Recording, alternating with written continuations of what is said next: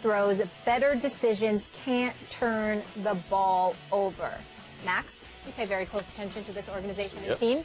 Is Eli to blame at this point for the Giants' struggles? He's one of the people to blame. Absolutely, yes. And a lot of years when Eli throws a lot of interceptions, he's actually not the guy to blame.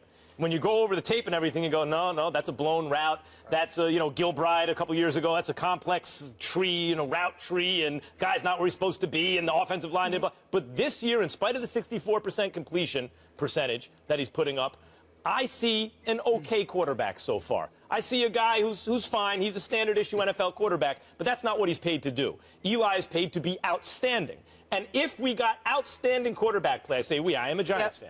If the Giants got outstanding Antonio, by the way, I didn't introduce you. I'm sorry. Antonio, the great Antonio Pierce. Yeah. Very indebted to him. Played for my Giants.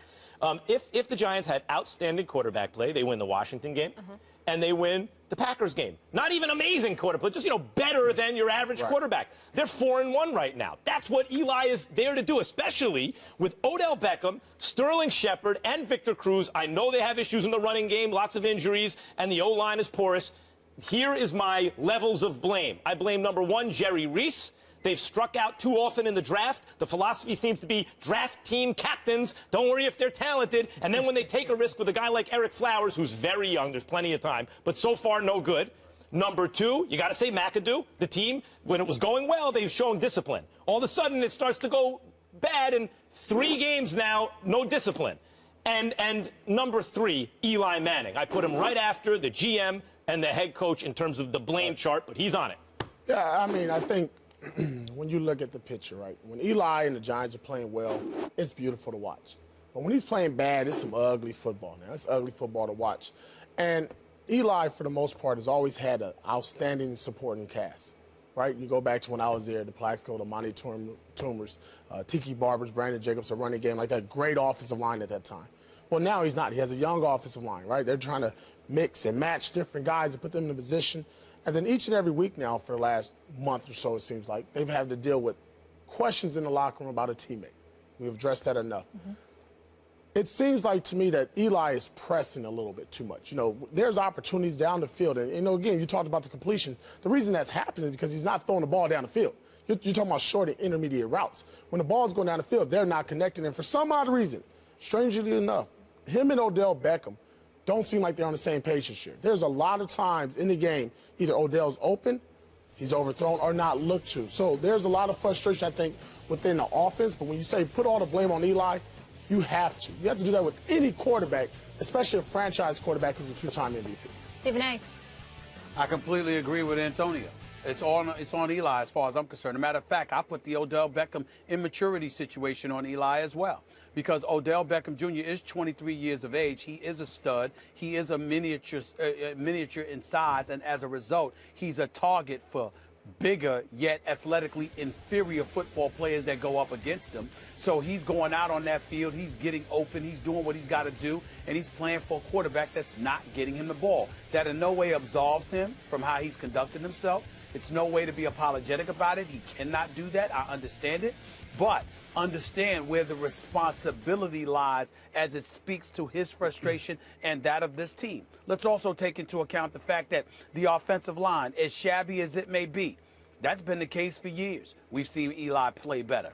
By the way, he's played better with fewer weapons. He only had Odell Beckham Jr. last year. He's got Sterling Shepard this year with Victor Cruz back and Odell Beckham Jr. still there. And so when you look at it from that perspective, you have more weapons now than you ever did before. You just ain't playing up to snuff, which brings me to Ben McAdoo, the head coach. Well, you were the offensive coordinator, somebody that Eli had developed a rapport with. The responsibilities that you have as a head coach are far more extensive than what you had as an offensive coordinator. And as a result, you didn't get to focus primarily on Eli Manning the way you were able to do so in the past.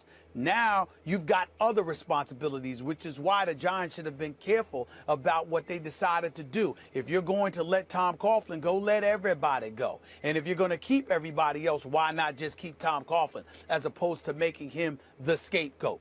These are the kind of things that have happened to the New York Giants. Because say what you want about Tom Coughlin, and I was one that believes your time comes. And it ain't that you're a bad coach or that you can't coach. You do get to a point where it is time for a new voice. The flip side is, think about how structured and disciplined Tom Coughlin is and was. Think about who he is and think about what he mandated from the rest of the team.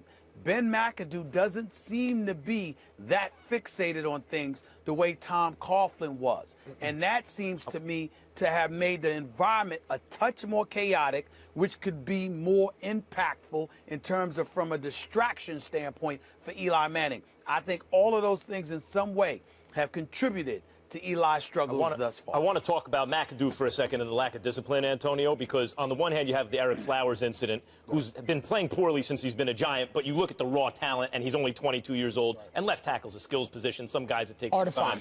Right, okay. He seems to have a rough attitude and everything. Some of the stuff you like to see at that position, but he shoves an ESPN reporter, and now the league's looking into it. McAdoo, he should be suspended, right, Max. McAdoo didn't suspend him right away, which leads me to believe, as poorly as Flowers has played at left tackle, what's the alternative? And because McAdoo feels like we got to win our next game, Ravens at home,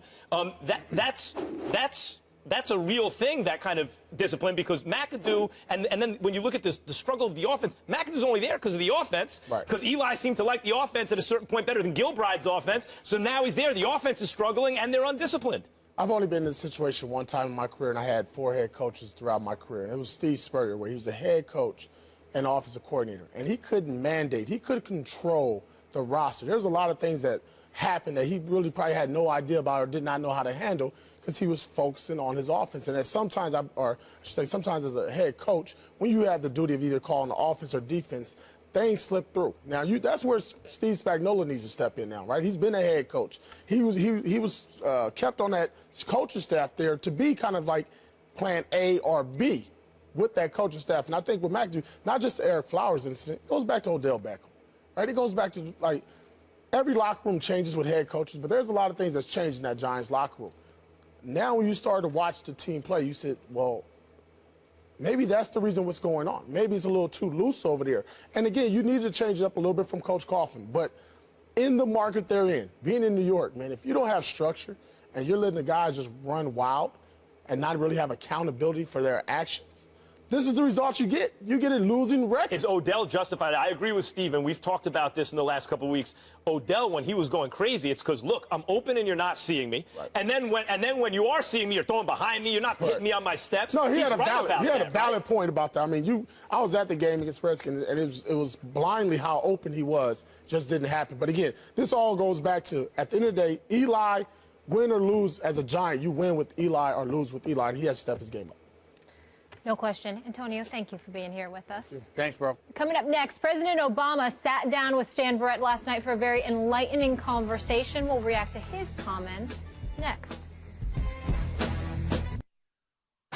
My attitude with respect to all young people, including athletes who may have a higher profile, is you get engaged, you get involved, you get educated about the issues that are affecting your lives, and then figure out what's the best way for you to make a difference. Some people may decide that's through protests.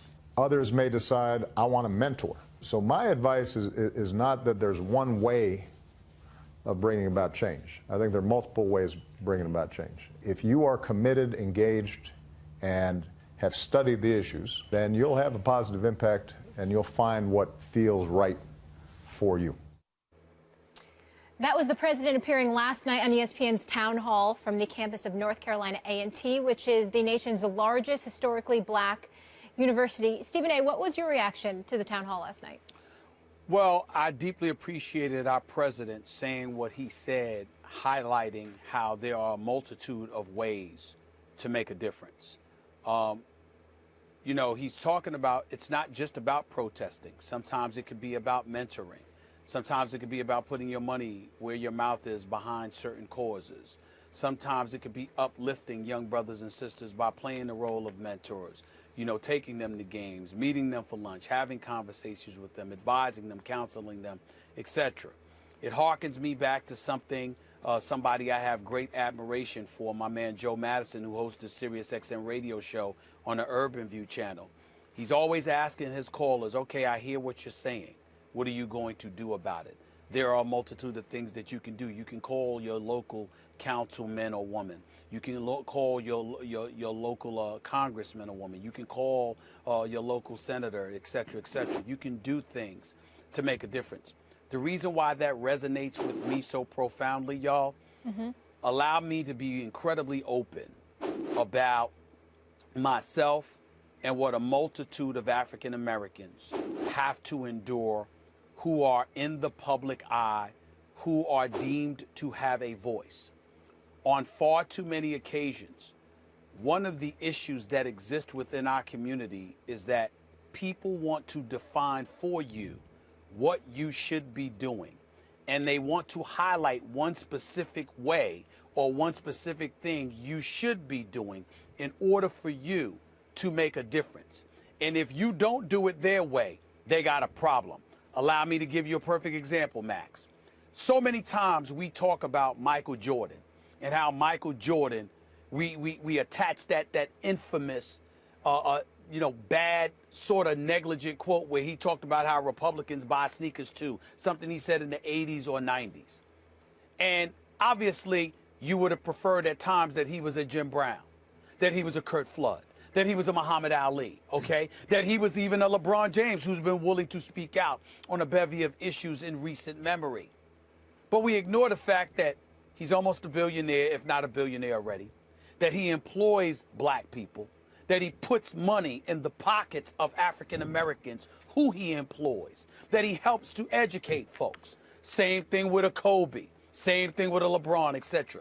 We ignore those kind of things because we want to define what somebody is supposed to be doing. So for the president to come out and to say, there's not one particular way to skin a cat, and there's not one particular way to be, or to attribute or to give a contribution to our communities, I think that was incredibly important, particularly considering the locale, which was North Carolina A&T, which is right down the road from my alma mater, right up the road from my alma mater. Great university, by the way. I want to piggyback off what you just said, Stephen A., because expressions of anger and protest frequently, for example, Kaepernick's and many athletes, that can be constructive, and the president wasn't saying it can't be constructive. He's saying in times that is good, if that's a platform you can use.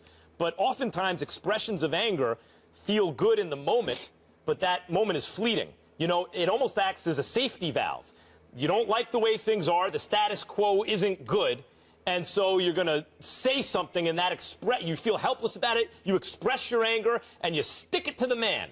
And then that little safety valve releases that steam, and you just go back to life in the status quo as it was. And what the president was saying, I mean, a significant protest is, sure, it's good, but you can also, just by like mentoring a kid, sticking it to the man feels good in the moment, but helping a kid actually has a lasting effect over the long run. And so there are various ways that you can make societal contributions and change the status quo that don't have to be just an outward expression of anger that feels good in the moment, a protest that if you have a platform to do it, there are all kinds of ways that people can chip in. I thought that was very good. I thought Stan Verrett, by the way, used that Sawatsky technique, that's the interview guru here at ESPN, and put the president right in describe, explain mode, and did a fantastic job. The president had to carefully choose his words because Stan was doing such a good job with the interview.